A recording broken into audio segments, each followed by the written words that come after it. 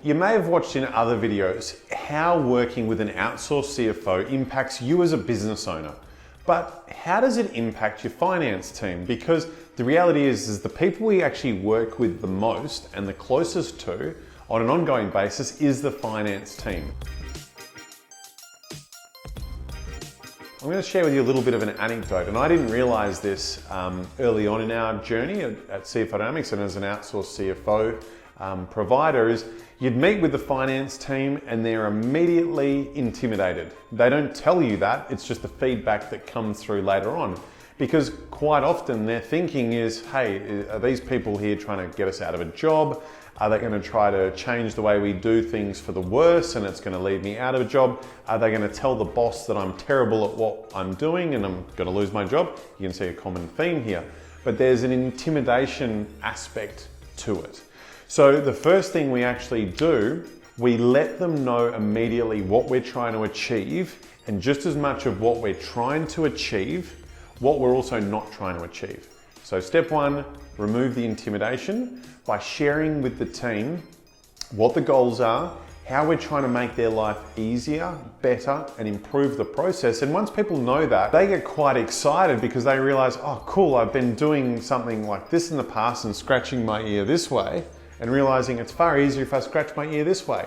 So that's how we work with the finance team in terms of potentially simplifying the way they do things, getting their buy-in, but most importantly, sharing with them where we want to go and how they're part of that journey. Now, the reality is though, is I can share two examples where we've had to recommend to the business owner that the person in that role was not up to task. But that's only 2 times over a number of years. So you can see it's very much the exception rather than the rule. So we're still honest with the business owner in terms of the performance of the team and the capacity and competency of the team. But the reality is that more often than not works towards getting their buy-in, getting them involved in the process. So once we've done that, we get them to provide the information and access we need. So information could be as simple as a bank statement, an equipment finance contract, access to ATO information, whatever it is, facilitating with them the information we require.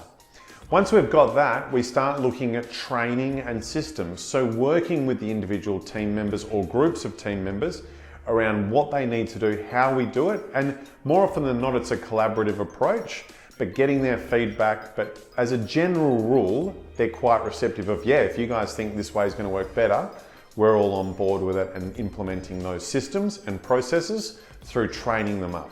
So that's all the initial phase. You remove intimidation, you share with them the journey you're going on, you train them up, you put the systems in place, and even if there isn't a huge amount of training, just finesse of what they need to do. And that takes us to ongoing work. Once we're up and running, it's more of a monthly check-in, ad hoc questions, and as I said before, more finessing things.